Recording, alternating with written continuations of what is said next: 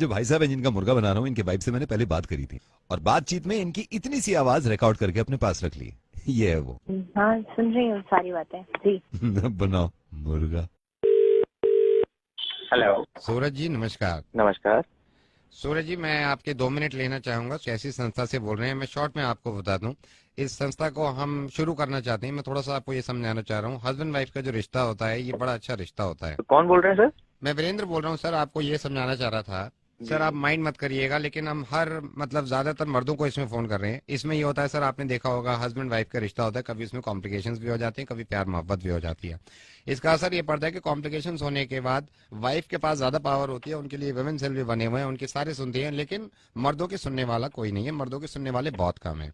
तो हमको ये पर्सनली लगा कि भाई नहीं, हर जगह बैलेंस होना चाहिए, तो हम एक संस्था शुरू करना चाहते हैं। इनफैक्ट आज से 25 साल पहले होता तो हमारी लाइफ कितनी सुधरी हुई होती। तो हम एक दिन यही बैठ रहे थे अरे अपना क्या सोच रहे थे आप? उनसे सुनिए ना जिनके साथ आप बीती हो रही है रोज।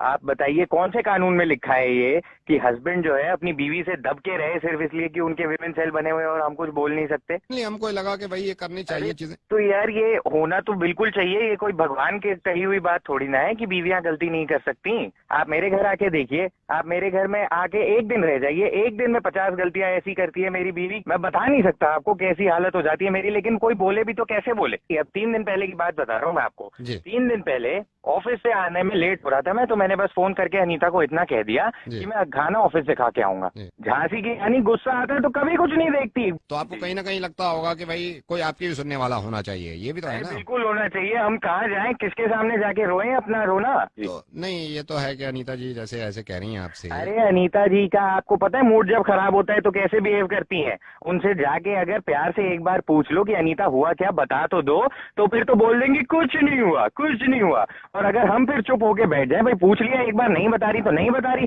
तो उस पर फिर अलग गुस्सा कि पूछोगे नहीं क्या हुआ। मैं नहीं जानता आप शादीशुदा हैं कि नहीं। मैं कह रहा हूँ आप शॉपिंग गए हैं कभी अपनी बीवी के साथ? 7,375 चीजें देखेगी और उसमें से एक चीज लेके आएगी, एक। अब मुझे बताओ, अगर लेना नहीं था तो देखने की क्या जरूरत थी?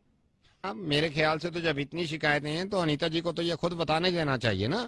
अरे उनको भी बताना चाहिए और जो हमारी संस्था है उनको भी बताना चाहिए। संस्था इस बारे में इंसाफ तो करे थोड़ा हमारे संस्था साथ। बनने में तो टाइम लगेगा। अनीता जी भी लाइन पे। अनीता जी सुन रही हैं आप सारी बातें?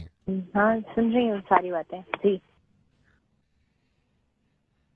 सुन रही हो ना अनीता? ये है साले वो लोग जो तुम्हारे खिलाफ भौंकते हैं और फिर मुझे भी भड़काते हैं, है ना? पिछले 1 घंटे से मुझे इतनी इतनी बातें बोल रहा है तुम्हारे बारे में, भड़काए जा रहा है मुझे। अरे मैंने तो बोला मैं अपनी शादी से बिल्कुल खुश हूँ। मुझे क्या समझाना चाहते हो यार तुम? इनको बोलो साले अपनी संस्थाएं शुरू ही क्यों करते हैं, बंद करेंगे, फोन करना बंद करें हम लोगों को, हमारी जिंदगी खराब करने पे तुले ये। सुन रही हो ना अनीता तुम? मेरा प्यार तुम्हारे लिए है अनीता, तुम्हारे मेरे बीच में है, मियाँ बीवी का प्यार है ये संस्था वालों को क्या लेना देना है इससे?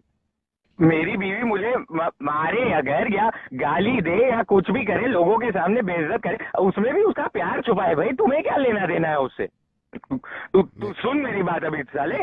इतनी देर से मेरा दिमाग खराब किए जा रहा है। तू कुआरा ही लगता है मुझे, है? बीवी है नहीं तेरी जिंदगी में, जलन मच रही है तो जिनके पास है उनकी भी जिंदगी खराब कर दे तू।